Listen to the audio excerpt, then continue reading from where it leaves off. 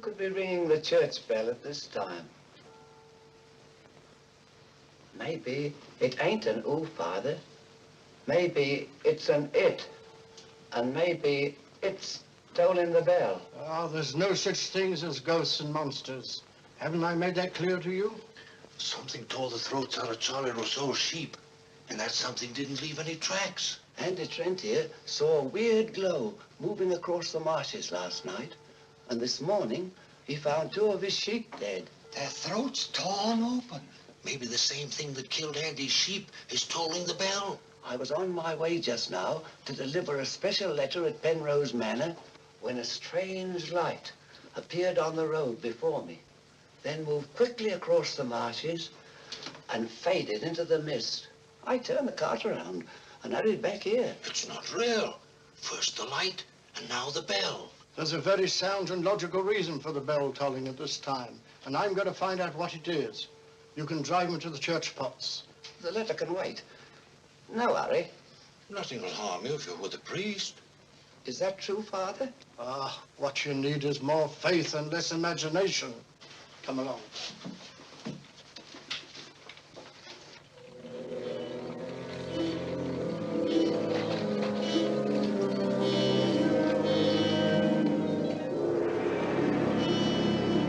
I better deliver that letter to the manor.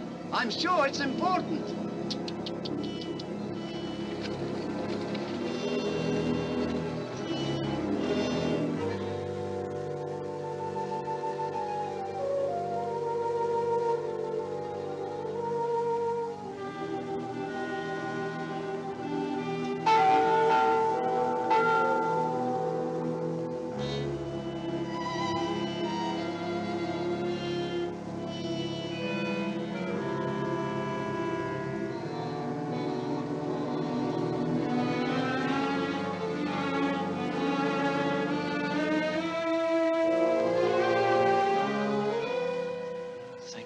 That bell has stopped.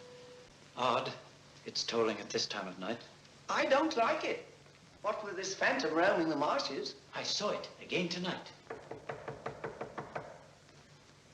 Who would that be?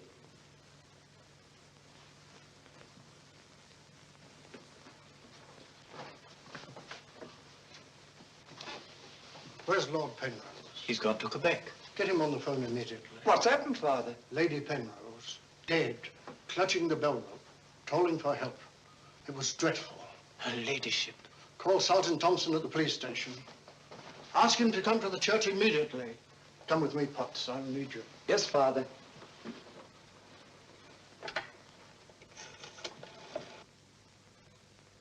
Operator, put me through to Quebec. Lord William Penrose. Yes. He's addressing a meeting of the Royal Canadian Occult Society at a Quebec hotel. It's urgent, sir. Page? Yes, sir? Lord Penrose. The Mort Rouge is on the telephone. It's urgent. It's in the gold room. Yes, sir.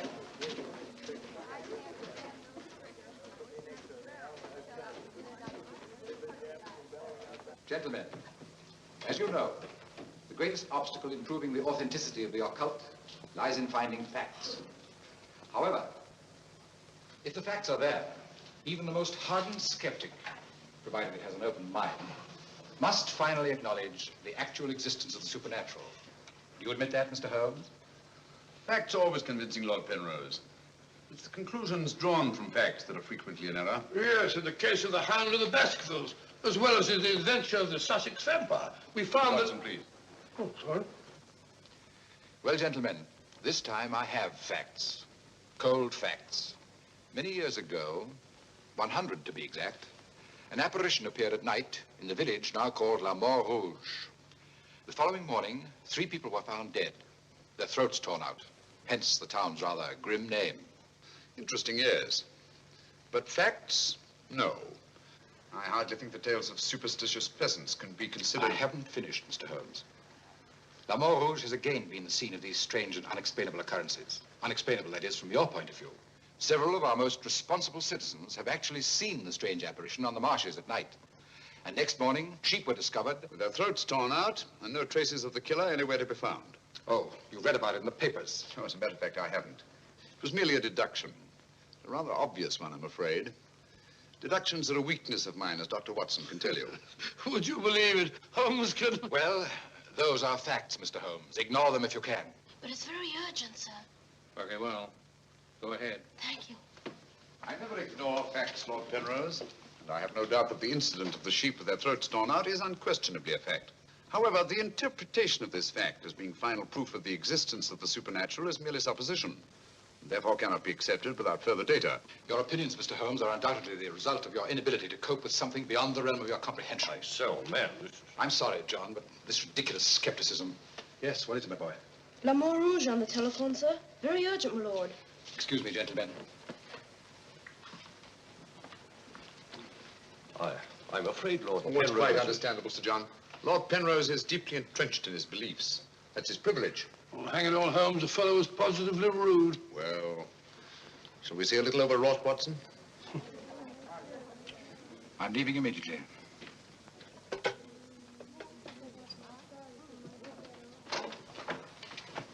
Order my card, Watson. Hurry. Yes, sir.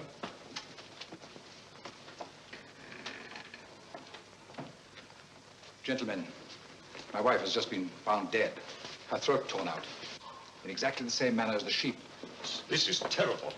I say, you don't think that it's... Undoubtedly, Mr. Holmes, you would call it murder by person or persons unknown. I'm sorry. If I can be of any assistance, Thank you, no. I'm afraid the happenings in Mort Rouge wouldn't interest you, Mr. Holmes.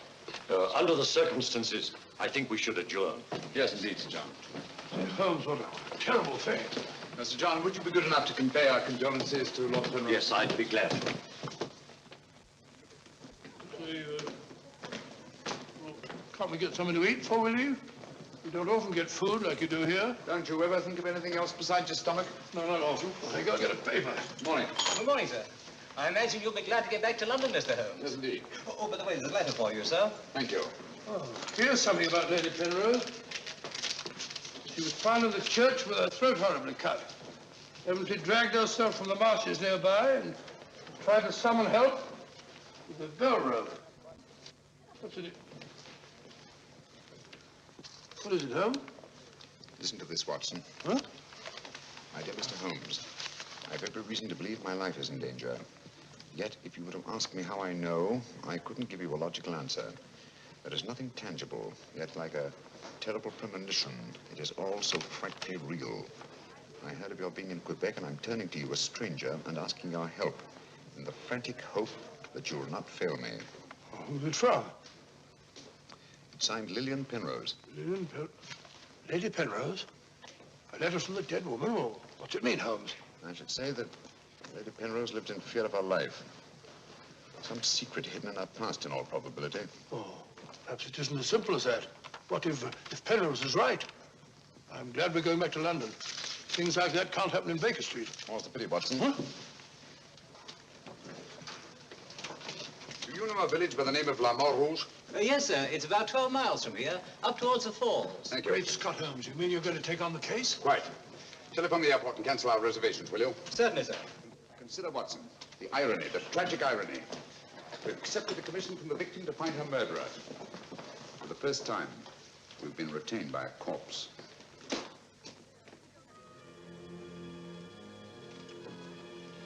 Doesn't seem to be a bell. Never mind, come along. Do you think we should?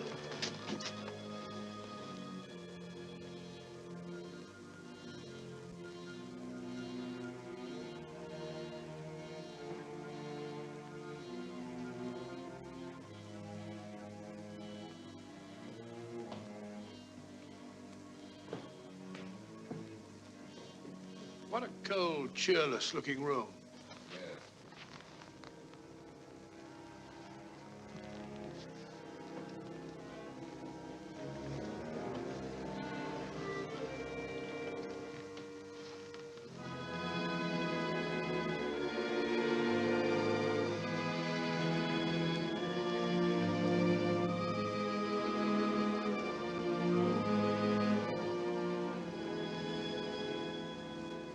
What do you want? Who are you? Mr. Sherlock Holmes, I apologize for this intrusion. Would you mind, gentlemen?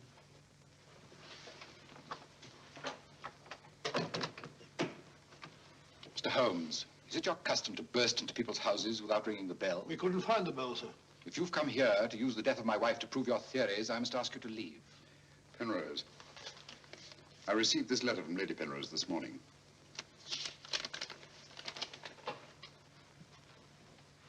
That was devilish awkward.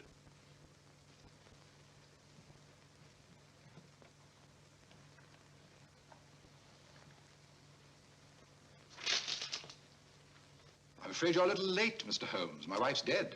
And I've come here to find her murderer. You might have saved yourself the trouble.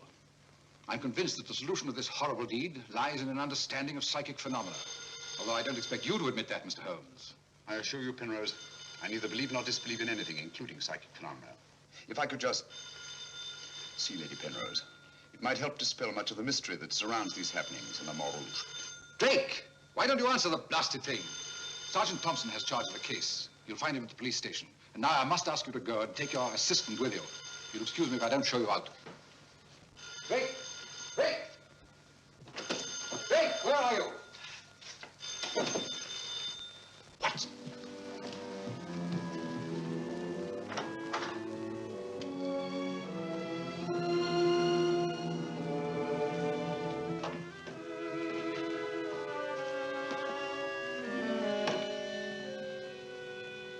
I've seen it before. Right, Watson, you have. Yes, but where? Never mind that now. We must examine the wound before Penrose returns and has us thrown out of the house. Clumsy job. Just missed the jugular vein. It must have bled to death. And it bled for several hours, eh? Possibly more. Long enough for Penrose to leave Le Mort Rouge and reach Quebec in time for the meeting? Holmes, you don't suspect I Penrose? suspect nobody, Watson. I was just asking a question. I beg your pardon, gentlemen. There is another who desired the death of her ladyship. I saw it last night in the fields, moving in and out of the shadows. You're the butler, aren't you? I was the butler. I've given notice.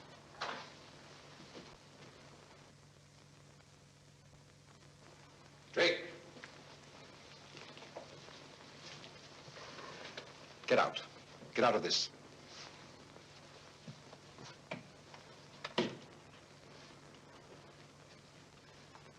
I trust you found what you were looking for. Two things have been made clear to me, Penrose. That your wife was murdered and that she's Lillian Gentry. Lillian Gentry? Will you leave, or must I call the police? That will not be necessary. We're on our way to the police station now. The wounds found on Lady Penrose's throat are identical with those found on the throats of the dead sheep. Now, I'm not a superstitious man, Mr. Holmes, but I don't know of any weapon capable of inflicting such wounds, except an animal's claw. Of course, it could be done by a five-pronged garden weeder. Not that garden weeder, Mr. Holmes, that's mine.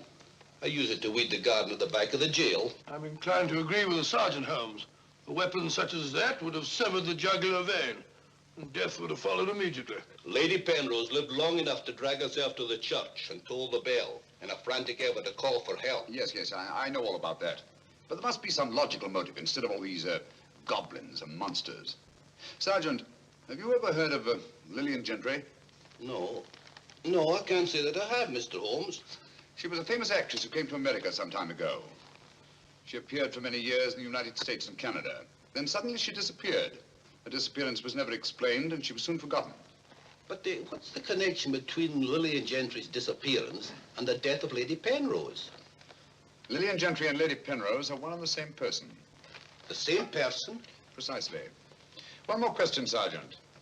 Do your files show anyone with a prison record living in La Mort Rouge? No, Mr. Holmes. The only person having any connection with a prison is Emile Journet. He came here 2 years ago with his daughter and bought the hotel. He was a guard at Talon Prison. Thank you, Sergeant. I hear there are a lot of prairie chicken in these parts. I'd like to have a bag of them someday.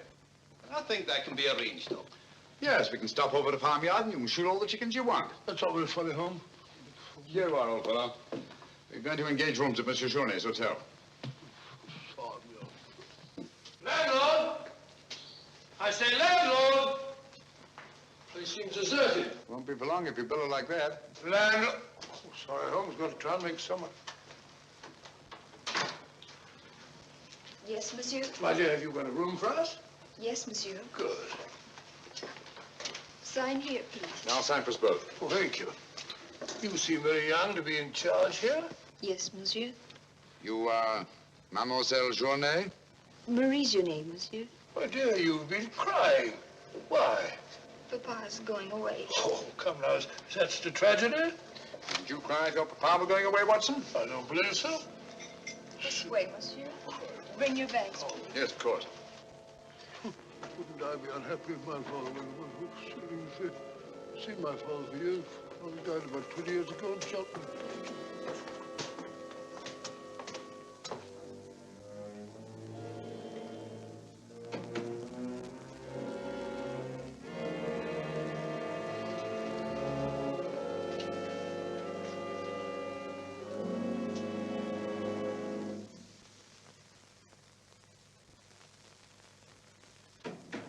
Some talk of Alexander and some of Hercules, of Victor and Lysander, such great names as these. Bills.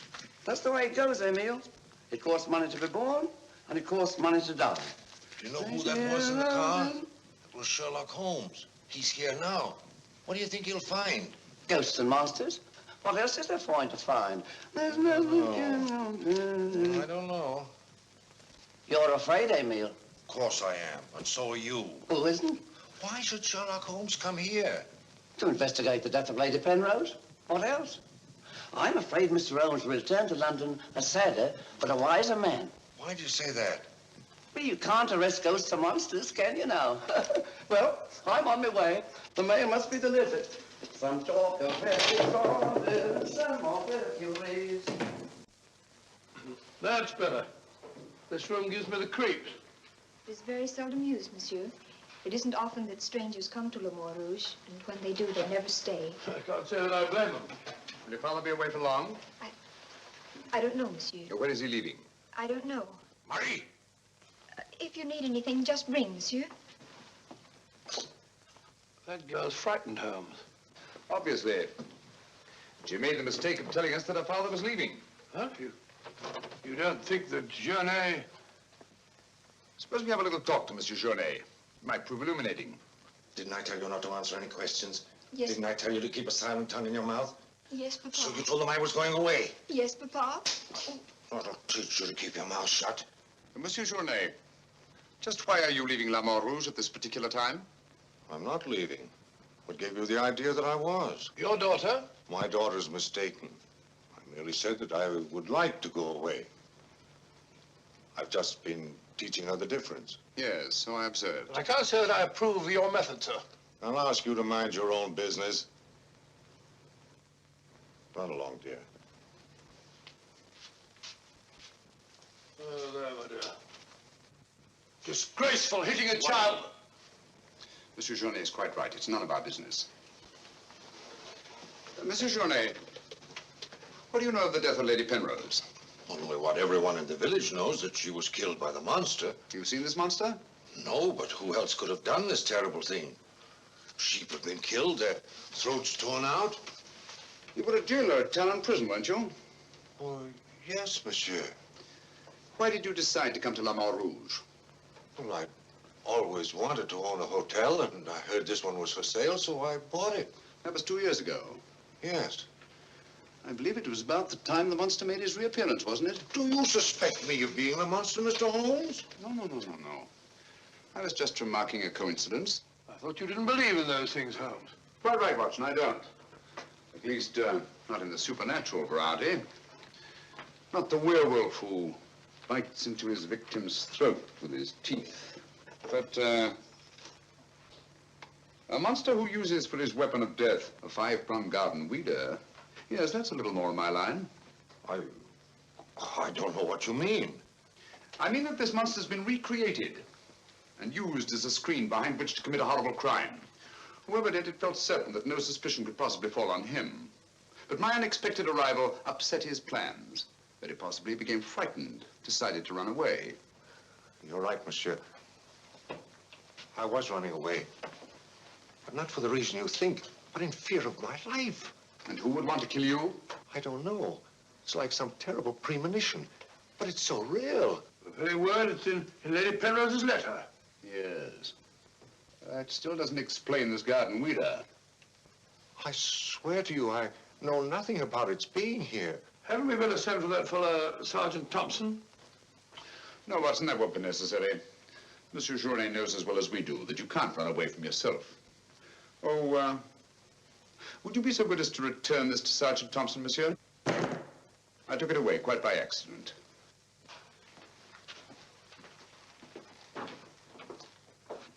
Monsieur Journet knows as well as we do. You can't run away from yourself. This fellow Journet seems a very frightened chap. Do you think he'd have any connection with Lady Penrose's murder?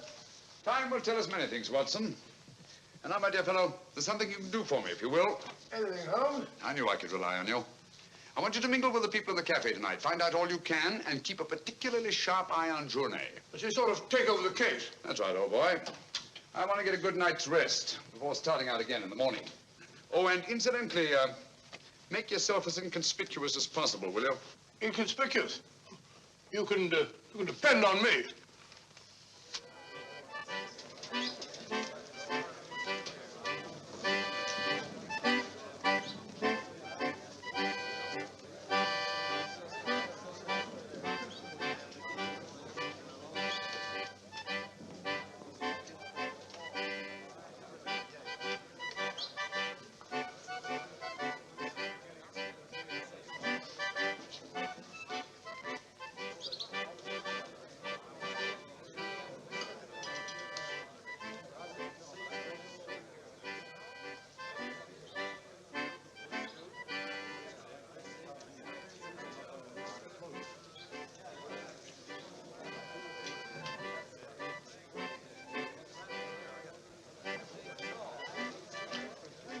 Thank you, my dear.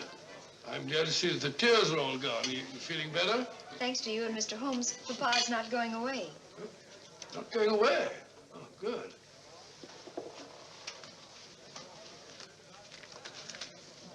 Journet not going away. There are many phases of the supernatural, Mr. Drake. Witchcraft, vampires, werewolves, ghosts, monsters. You'll find them all in the history of crime. So I say to myself, Potts, this is the handiwork of the supernatural. I gather that your name is Potts, that you're interested in the detection of crime. Allow me to introduce myself. My name's Watson, Dr. Watson of 221B Baker Street, London, England. How do you do, sir? Here's to crime. Bigger and better crime. I deduce, my good man, that you're somewhat drunk. Yeah. Sharp he is. Sharp as a tack. And just as flat-headed. You might also deduce that I'm leaving this place. Getting out. As soon as the bus I'm waiting for hoots its hooter. I believe they say honks its hooter in these parts. Hoots to me, honk to you. Hoot, hoot. My dear fellow, I don't care two hoots whether it's hoot or honk. Oh, that's my bus, gentlemen. I just heard it hoot its hooter distinctly. If you solve this case, let me know. Personally, I'm betting on the monster. You take my advice, Patsy. Get out of this place before they find you with your throat cut.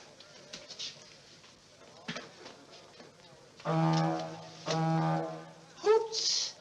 It's hooter.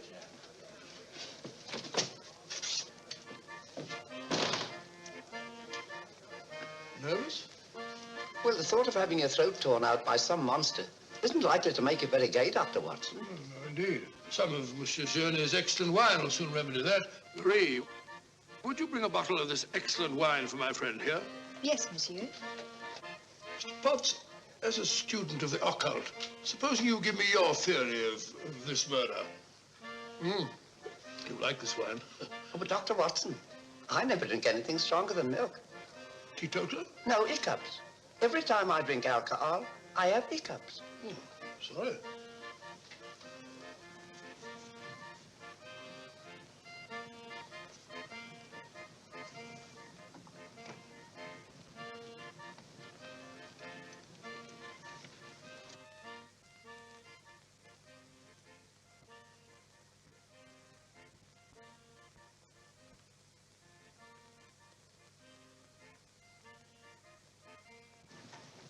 Mr. Holmes.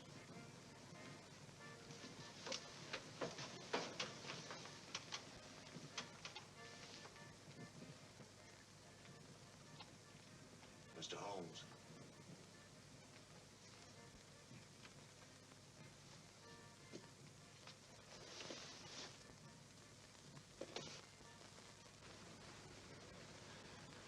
This circle is where the murder actually occurred. Yes, Mr. Holmes. There's a footpath just beyond the church which leads across the marshes. Follow it for half a mile and you'll be there. Thank you, Sergeant. I'm sure I'll find it. Mr. Holmes, I wish you'd let me go with you. It's dangerous on the marshes at night. These swamps, one false step... I'm sorry, Sergeant, but it's important that I go alone. I'll keep close to the path. Well, will Dr. Watson be going with you? No, Sergeant. I asked him to do some research work of his own, and by now he's probably magnificently involved. Good night. Good night, Mr. Holmes. But according to your theory, Dr. Watson, everyone in the village is under suspicion. Pardon me. It's quite all right. Oh, thank you. Murder is a very interesting study, gentlemen. I well recall a short story by that brilliant author, G.K. Chesterton, in which the murder is committed by a postman. I refer, of course, to the Invisible Man, a brilliant bit of deduction on the part of Father Brown. I'm a postman. Precisely why I mentioned it, to illustrate the absurdity of assuming because one man in a postman's uniform is the murderer, any other man in the same uniform should be suspected. Thanks. Had me worried for a minute. Oh, what a filthy flabbergab. A child can see that this ridiculous monster has got you all afraid of your own shadow. I saw Lady Penrose. I wouldn't like it to happen to me. I'll be getting on. I'm going with you. Good night, Doctor. Good night. It's quite all right.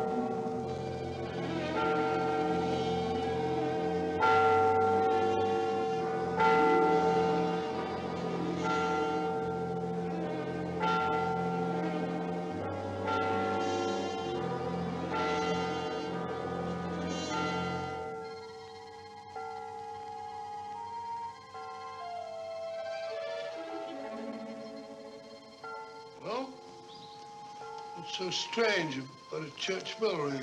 It rang the same time last night.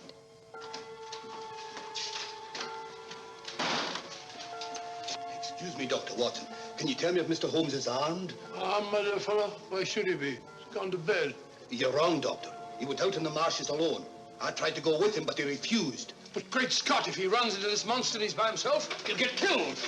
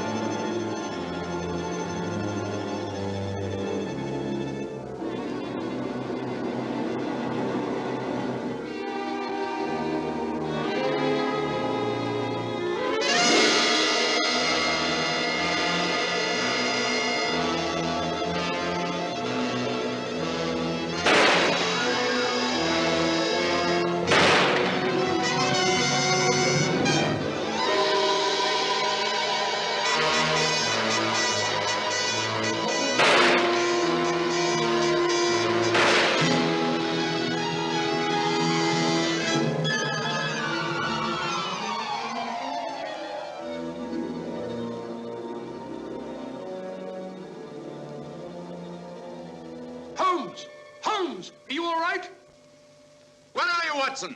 Here I am. Over here, Holmes. Watson, where are you? I'm in the bog. Oh, good gracious. Come here. Your instructions were to mingle with the people and stay in the cafe. Sergeant Thompson said you were out here alone, so I thought you might need help. Yes, so you proceeded to fall in the bog, eh? Fall? I was pushed into the blasted thing. Pushed by the most ghastly apparition. Came at me like a roaring furnace, with spitting fire in all directions. Before I could get my revolver, the thing was upon me. The next thing I knew, I was in the bog. Are you all right, Mr. Holmes? I heard shots. Yes, I'm all right, but Dr. Watson here seems to have encountered the monster. He has? Come along, old fella. We'd better get you out of these wet clothes and into a hot tub before you catch a death of cold.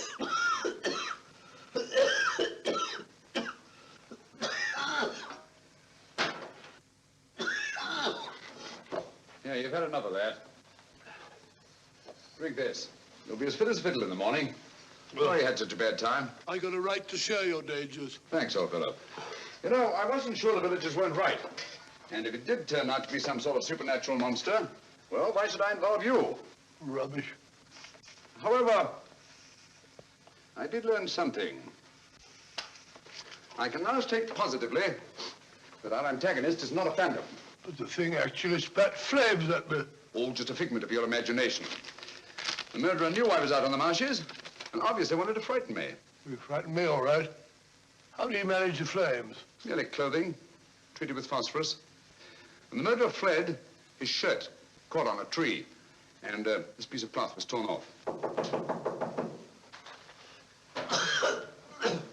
Come in. I'd like a few words with you, Mr. Holmes. I'll come directly to the point. Hello. What happened to your assistant? I'm not his assistant. If you must know, I was pushed into a boggy hole on the marsh. Pushed? By whom? I don't know. Spat fire at me. My good sir, in spite of Mr. Holmes's theories to the contrary, things have been seen and heard on those marshes that cannot be explained away by the use of logic. If I were you, I'd keep away from them. I'm not so sure. Holmes found... Penrose, for the first time in my long pursuit of crime, I confess that I find myself baffled. I'm a detective. I need tangible clues. And up to now, I admit, I found none. And you won't. I advise you to leave La Mort Rouge. Tonight, you escaped with your life. Next time, you may not be so fortunate. Thank you for your considerate advice, Lord Penrose. Good night, sir. Excuse me. Oh, good night. I don't like this fellow, Holmes. Why do you think he came here?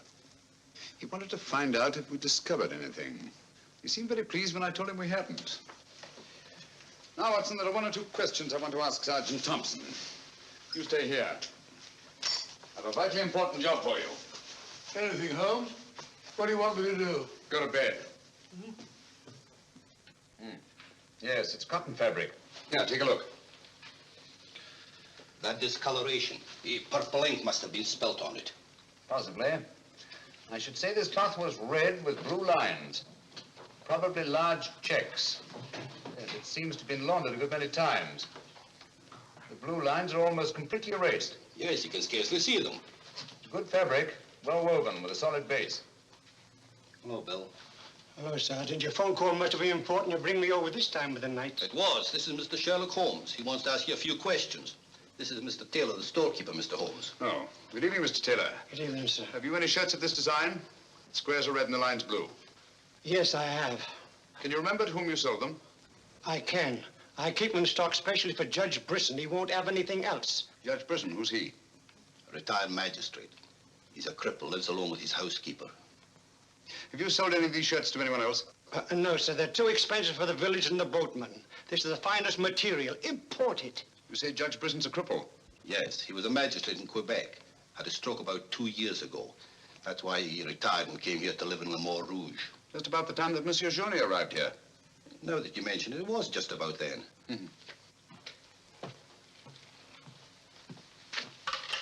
Hello, operator? Give me Judge Brisson's home, will you? Thank you.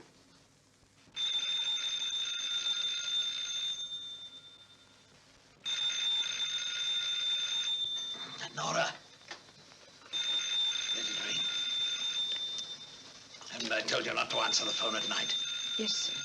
Well, then obey my orders. Yes, sir.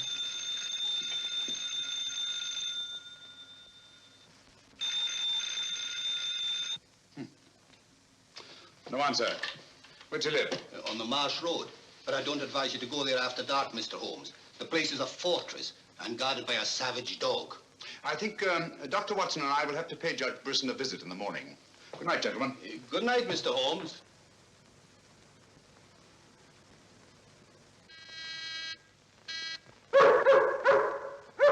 Two locks on the door. One of them new. Yes, I should say that Lady Penrose's death had increased Judge Brisson's terror. Don't like the sound of that dog. No, sounds hungry. Possibly ravenous. Couldn't we come back after he's had his breakfast? I'm sorry, Watson. Our business won't wait. Oh, stop now. Yes, Watson.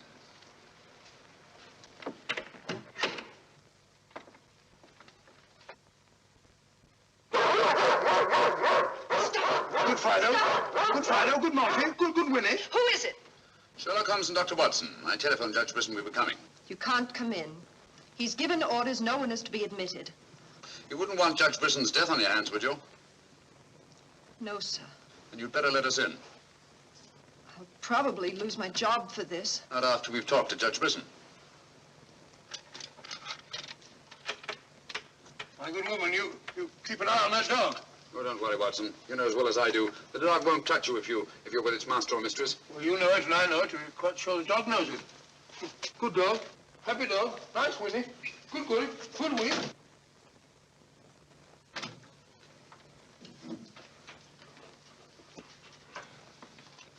Let me warn you, I'm armed, and I'm an expert shot.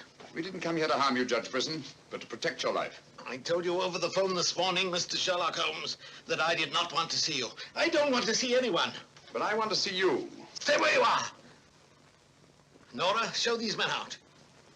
Judge Brisson, if you'll answer a few questions, I may be able to save your life. I have the fullest confidence in my own defenses, and I will not trade them for any theories of Mr. Sherlock Holmes, however plausible you make them sound. Now get out, will you? I'm sorry. Under the circumstances, I'm helpless to prevent your death. Almost certainly by violence. Come along, Watson.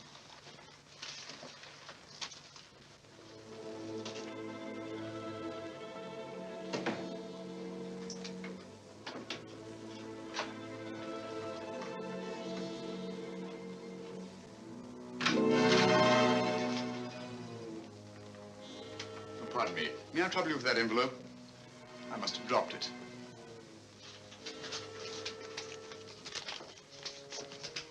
Thank you.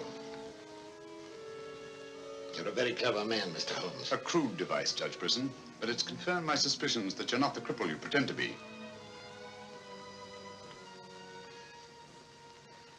I'm sorry. But I'm frightened of everything and everybody. Why'd you sit down? You want to get shot, Holmes? Come in, Watson, and close the door. Sit down, old fellow. Judge Brisson has decided not to shoot us. Oh, very kind of him. Gentlemen, this fear is driving me mad. It's quite understandable. The whole village seems to be consumed with fear. But in your case, judging from your vicious dog, those barred windows, and that hunting rifle, it's not fear of the supernatural. Just what are you afraid of? Well, truthfully, Mr. Holmes, I don't know. And yet I feel its very presence. At times, I feel I can almost reach out and touch it. When I first came to Mort Rouge, I had a slight attack. It affected my legs, but, well, I've recovered. And you've continued the deception, using the wheelchair as an excuse for not going about the village. Well, you see, people would be more inclined to accept my hermit-like existence. Yes, naturally.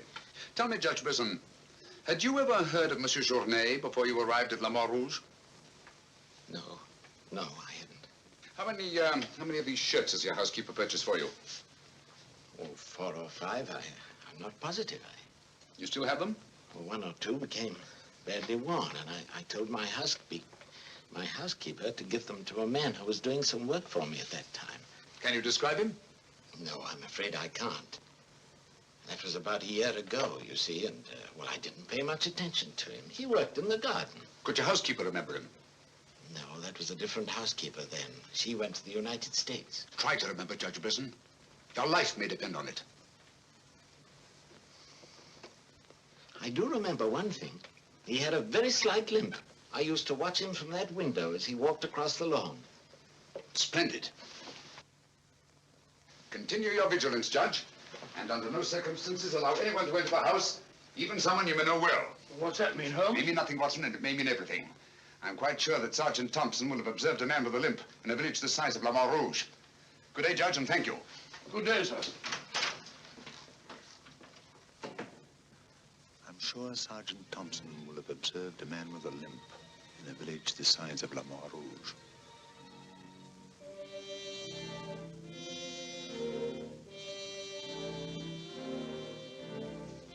This is what's left of the Delaport Hotel, Mr. Holmes. Dana sleeps here when he's in Mort Rouge. Spooky old place. The villagers call it the ghost house. It's been deserted for years.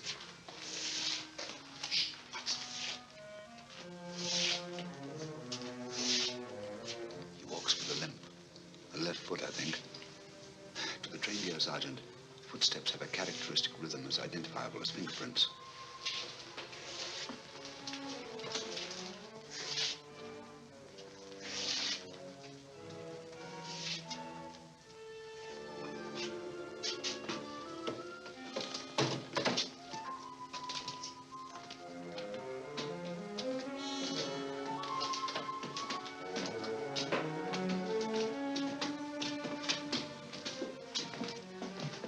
What do you want? Come to have a talk with you, Tanner. I've done nothing. Then you won't mind answering a few questions. What do you want to know? Tell me, Tanner, where were you 2 nights ago? Down the river. And last night? I just got back tonight. You're lying. You can't frighten me. But now I got a job to do. It's quite evident that you haven't been on the river within the last 48 hours. Are you trying to make me out the murderer of Lady Penrose? How do you know she was murdered? I'll tell you how you know she was murdered. Because you murdered her. Holmes, look! In there! The monster! That's right, Watson. One of Brisson's shirts, which Tanner here treated with phosphorus. Take him, Sergeant. I'll give you all the evidence later. Look out!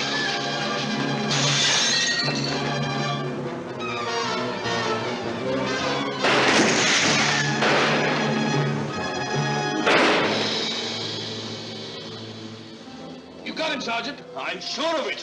Come on.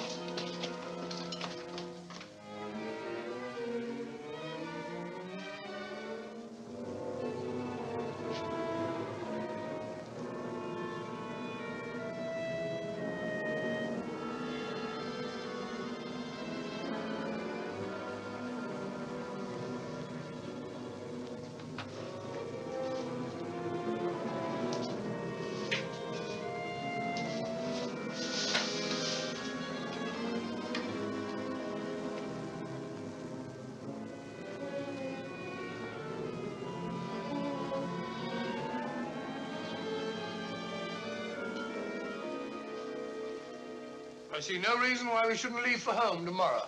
So much for tomorrow. But for tonight, what do you make of this, Watson? I found it in Tanner's room. Just a photograph? That's right, old boy, just a photograph. You notice anything else about it? Part of it's missing. Bravo, Watson.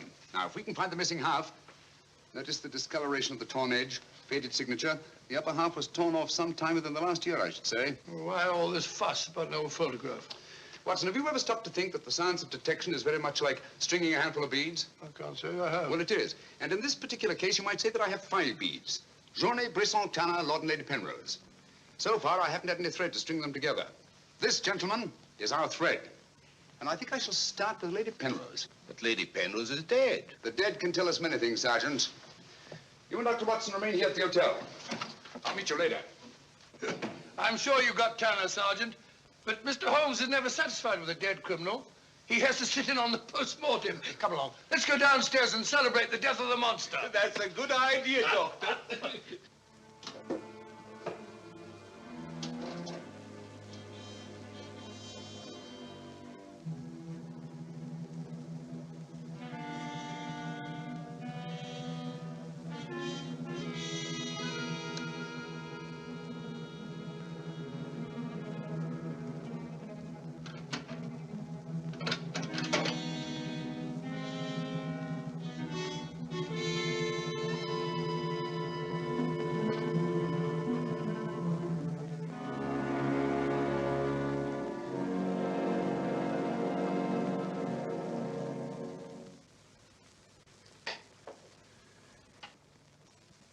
So the great Sherlock Holmes becomes a common thief. You realize, of course, that I might have shot you. I knew that you'd refuse to see me, so naturally I had to take that chance. Tell me, who is Alistair Ramson? What has he to do with your being here? Perhaps this will explain. Found the lower half in a room occupied by a boatman named Tanner. The upper half was in Lady Penrose's safety box. Alistair Ramson murdered a fellow actor in my wife's company. He was sentenced to life imprisonment. The whole thing was a great shock to her. So she retired from the stage and you married her shortly after? Yes. Where and when was this murder committed? In Quebec, 5 years ago. Ramson was shot 3 years later trying to escape from Talon prison. His body disappeared in the St. Lawrence. Was it ever recovered? I don't believe so. Penrose, Alistair Ramson and Tanner are one and the same person. What? It was he who sent the upper half of that photograph to your wife as a warning. What could my wife have in common with a murderer? Yet he killed her. He killed her? Yes. The monster was none other than Tanner himself. We found a shirt impregnated with phosphorus in his room. Tonight, when we faced him with the evidence of his crime, he bolted and jumped out of the window into the river. Sergeant Thompson fired a couple of shots at him. He's dead? In a way, yes. I don't understand. Tanner is dead only because he was discovered, and have therefore outlived his usefulness to his creator. But I'm afraid that Alistair Ramson, the actor, who created and played the part of Tanner, is very much alive. But surely, now that you know who the murderer is, the police... It's not quite as simple as that. During the time he's lived here, Ramson has undoubtedly established another character for himself, perhaps several others, who are by now familiar to the people of the town of Mort Rouge and quite above suspicion. He could be almost anyone in the village. He may even have been your butler, Drake. This is fantastic. Yes. Yet Lady Penrose's death is only the beginning. There's no saying where this madman will strike next. Tell me, is there anyone else in Mort Rouge who may have been connected in any way with the case of Alistair Ramson? Judge Brisson was the magistrate who tried and sentenced him.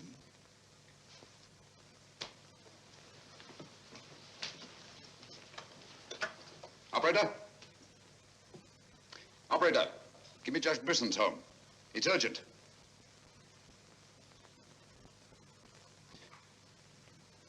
Judge Brisson, this is Sherlock Holmes. Oh, yes, Mr. Holmes. Oh, I'm quite all right, thank you. I've chained up the dog, as you asked. As I asked? I haven't telephoned you before. Somebody's obviously imitated my voice in order to gain access to the house.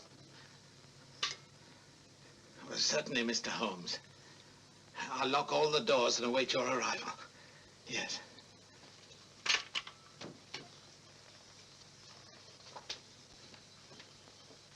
Nora! Nora! If I can be of any assistance, Mr. Holmes... Thank you, but I'm afraid... You think Judge Brisson's life's in danger? I only hope I'm in time to prevent a second murder.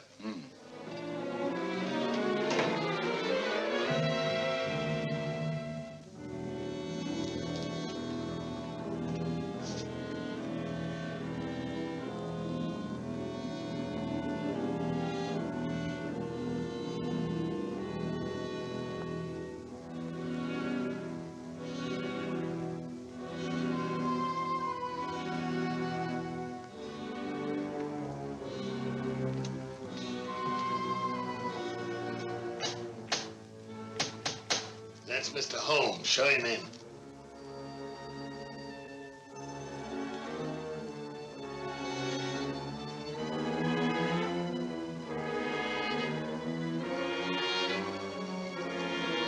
Hurry up, hurry up.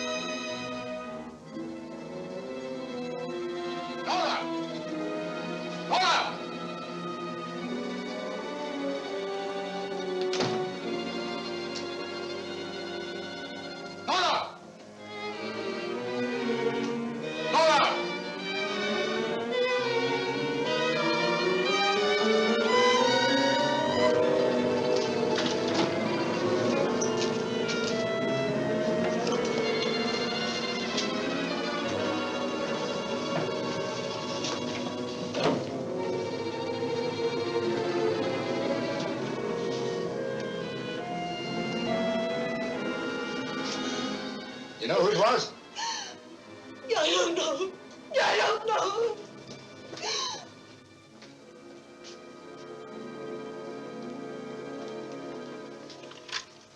Hello? Operator, Monsieur Journet's cafe. I want to speak to Sergeant Thompson. It's urgent.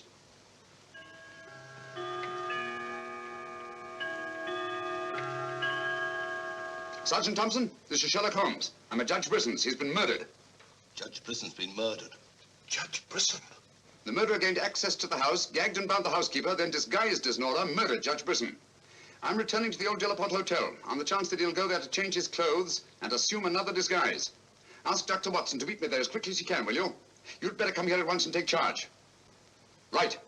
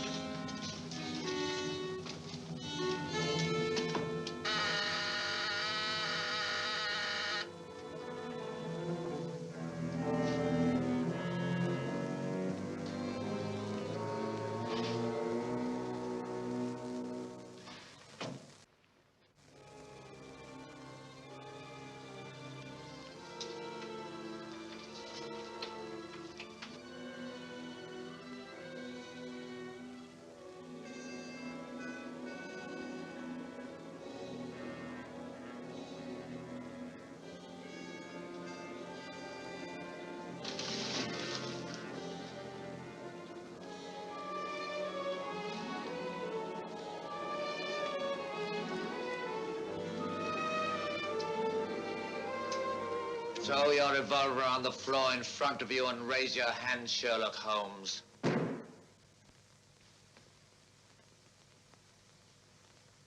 I should have thought you would have felt more at home in the spotlight. I see you finally identified me. You know, Jack Tanner and Nora, the housekeeper, were brilliant. You should really take a bow. It's too bad you appeared on the scene when you did, and I had to ring down the curtain on the monster. Your recreation of the monster of Mort Rouge as a means of murder must have given you great satisfaction. Why did you kill Lady Penrose? I see no reason why I shouldn't tell you. I couldn't bear the thought of another man possessing her. And Judge Brisson? During the trial, I grew to hate him. And when he sentenced me to prison, I vowed that someday I would escape and kill him. I see. Obviously, you planned still another murder. Otherwise, you'd have returned to the safety of your first disguise and defied me to find you. You're right. I am. There were 3 people in my life who had no right to live. 2 have already died. The 3rd remains. Tonight, I shall kill him. Mr. Holmes, I've always had the greatest admiration for your talents. Thank you. Your performance in this case has also been brilliant. So brilliant that I'm afraid I'm going to have to ring down the curtain on it a bit prematurely. Mr. Ramson, we are artists in our fashion, not creatures skulking in alleys. If our positions were reversed, I shouldn't think of sending you to your death. Lacking a few stray pieces of the puzzle? What do you want to know? The name of the 3rd person. I have no objection.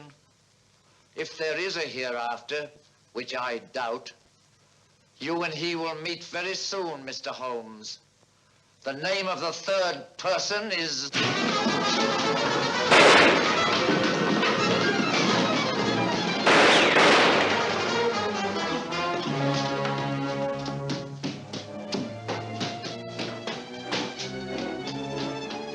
Coming, Holmes! Look out, Watson!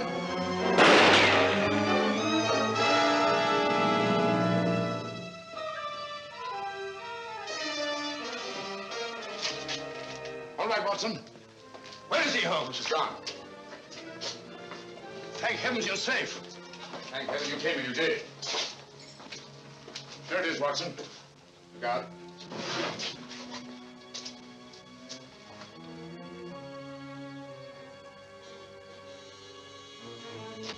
So he got away again? Yes, Watson. Over that warehouse roof, most probably. What a fellow's a room. Yes. This is obviously the secret room where his disguises were created. Looks like an actor's dressing room. He is an actor, Watson. One of the finest acting talents of our time. Look at this. An order of the housekeeper. His name's Alistair Ramson. Alistair Ransom? Never heard of him. No, that's not important. The important thing is that he murdered Lady Penrose and Judge Brisson. Great Scott, he did it. Yes, Watson. This Ramson is a paranoiac. His orgy of crime is not complete. There's still another. I was just about to learn his name when you so conveniently fell down the stairs. Oh, sorry, old chap. Needn't be, old boy. You saved my life. Look at this, Watson. Tanner. Tanner? Where do you think he'll strike next? Obviously, Journet is to be his third victim. Journet? Yes, Watson. As in the cases of Lady Penrose and Judge Brisson, Journet also holds his presence. But in each case, it was vague and unexplainable. Well, what connection can he have with Judge Brisson or Lady Penrose? Journet was a guard at Talon Prison, where Alistair Ramson was confined. He's the third person against whom the murderer holds a grievance. Now he's disappeared. Journet disappeared? Well, so Marie told us in the cafe? Watson, Journet's disappearance can mean only one thing. He's in hiding. Our job is to find him before Ransom does. Journet is the only man who can lead us to the murderer. We'd better have a talk with little Marie. Raise your voice and sing along, sing till the echo ring. Don't ever let a single soul worry about anything. Find what you make it so you can make it what you will. Never be weary, ever be cheery. Hello, Potts. Have you seen Marie? No. Have you seen her? No, can't say I have.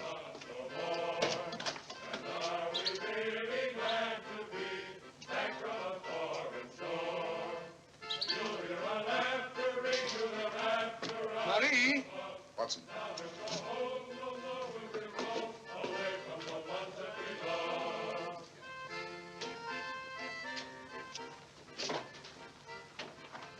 What is it, Holmes?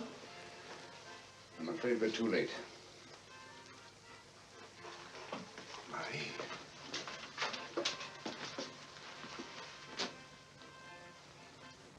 Don't touch anything, Watson.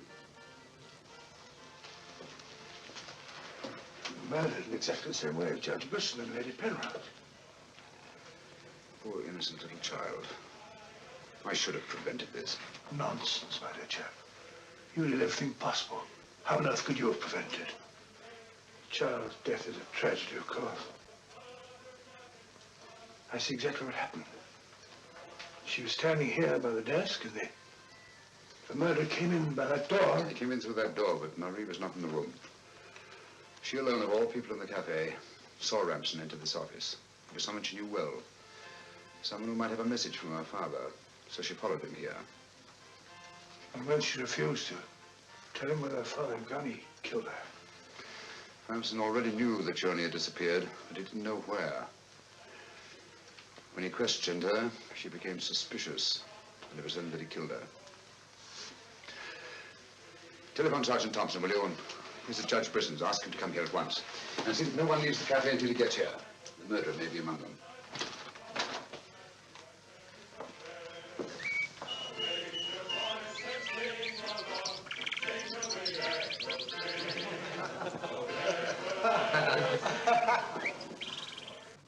What could have happened to Holmes? He's been away all day. It's very unfair of him keeping me in suspense like this. He knows how worried I become. He continues to do it, and do you know why? He actually enjoys making me miserable. Half a mo.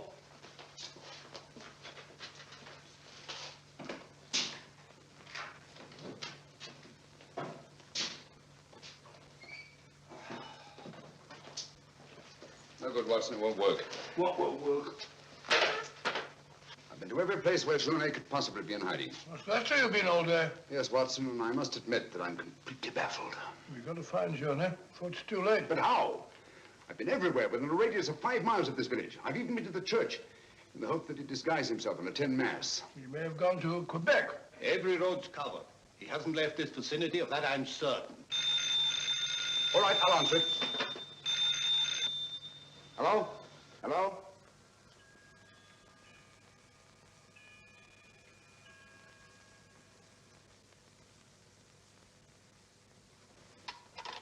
Who was it, Holmes? Watson, get your hat and coat. You're very rude, Holmes. You leave me all day long with that very dull inspector. I ask you a perfect polite question, and all you say is, Watson, get your hat and coat. We're going to find Journet. Sergeant, you wait here till I call. Watson, do this. Watson, do that. Watson, get your hat and coat. Watson, take that. Watson, Brisson's house. Watson, this, Watson. It's my opinion that Judge Brisson's house is the last place that you'll find Journet. Put yourself in Journet's position, Watson. Where's the most likely place that Ramson would look for you? Certainly not in the very house in which he's just killed one of his victims.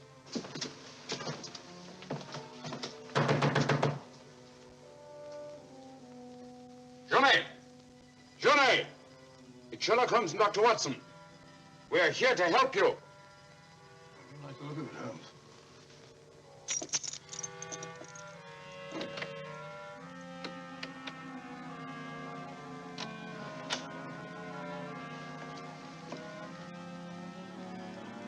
Holmes! Holmes! Where are you? Here I am, Watson.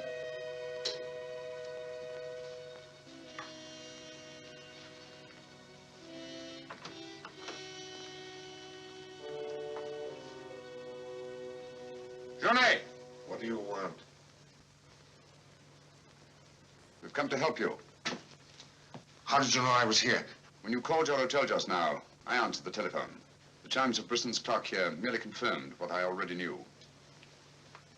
You must return with me to the cafe at once. I'm not leaving this house. The murderer's waiting out there in the marshes to kill me the moment I leave here. Naturally, but first he must have the opportunity. If you return to the cafe, he'll have that opportunity. It's the only way we have to apprehend the murderer. What if I refuse? Journet, what I have to say to you is not going to be easy. Marie... What? Murdered. Now you know why you must return. This fiend must be brought to justice. Justice? This monster kills my poor innocent child, and you talk of bringing him to justice. Will that compensate me for the death of Marie? If it's the last thing I do, I'll kill him with my own hands. You can't take the law into your own hands. Once you've returned to the hotel, he'll make an attempt on your life. Then we'll get him. How will we know who he is? We already know. It's his disguise that we haven't penetrated. Who is he? Alistair Ramson. Recognize the name? He attempted to escape from Talon prison when I was a guard there. Journet, if you don't want to remain in hiding for the rest of your life, you must return to the hotel and help me to put an end to this monster for all time. Come. Let's go. Good. Put an end to him. How are you going to do that, Holmes? I'll tell you both about it on the way to the hotel. So you're really leaving, Doctor? Yes, Sergeant. Gentlemen, Mr. Sherlock Holmes and I are leaving immediately for London. It's extremely regrettable that the murderer has escaped us, but all our cases cannot be crowned with success. I'm extremely sorry, gentlemen. Have you no idea where this fiend has gone? Mr. Holmes is of the opinion that he's escaped across the border to the United States. It may be years before we can trace him, if ever. Oh, Journet, just a minute. Our bill, please. Bill? Yes, Mr. Sherlock Holmes and I are leaving immediately. Oh, I'm sorry, Dr. Watson. I'm just on my way to the church to offer a prayer for Marie. I'll forward your bill to you. Yes, of course, my dear fellow. I understand. We'll leave our address at the desk. Goodbye, Mr. Potts. It's been a great pleasure knowing a man of your intelligence. Thank you, Dr. Watson. It has been most stimulating talking to one of your vast experience. Oh, thank you. Let's hope that we shall meet again someday and continue our little chats on crime. It would be most exciting. Oh, by the way, Mr. Holmes would like to see you for a minute in his room. Yes. I'll show you where it is. It's the second room on the right up there. Thanks. Emile, it's me. But, do you mind if I walk part of the way with you? It's a bit frightening out here. It's these marshes. This is almost the very spot where Lady Penrose was attacked. 3 deaths in 3 days. It's a pity Marie had to be killed. She was such a sweet child. 3 deaths in 3 days. And still one more to be accounted for. You were frightened, Emile. It's strange to see you showing fear. The man I hated at Talon prison.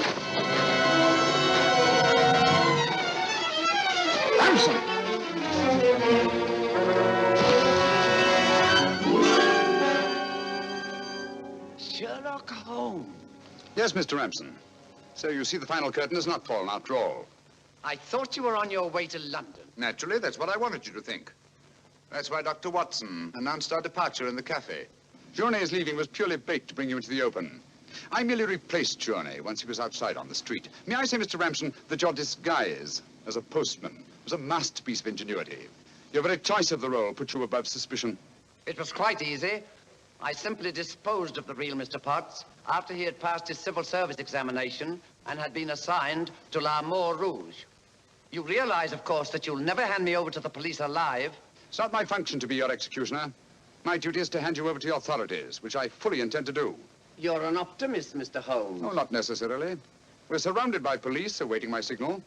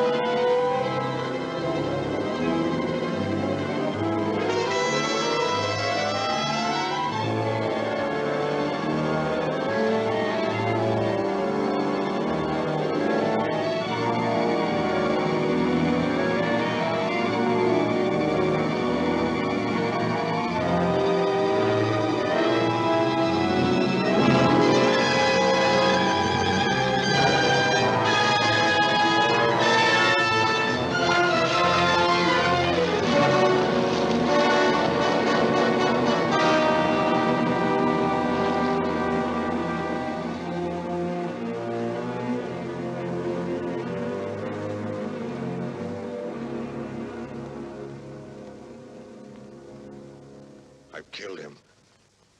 With this. Ransom's instrument of death has been his own executioner. Well, gentlemen, our search for the monster has ended where it began, on the marshes. Eh, Watson? Watson, where are you? Why isn't he here? He was with us a minute ago. Watson! Here I am, Holmes. Where are you? I've fallen in another hole.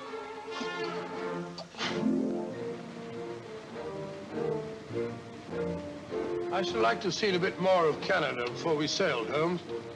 So should I, Watson. Canada. The linchpin of the English-speaking world, whose relations of friendly intimacy with the United States on the one hand, and their unswerving fidelity to the British Commonwealth and the motherland on the other. Canada. The link that joins together these great branches of the human family. Churchill say that? Yes, Watson, Churchill.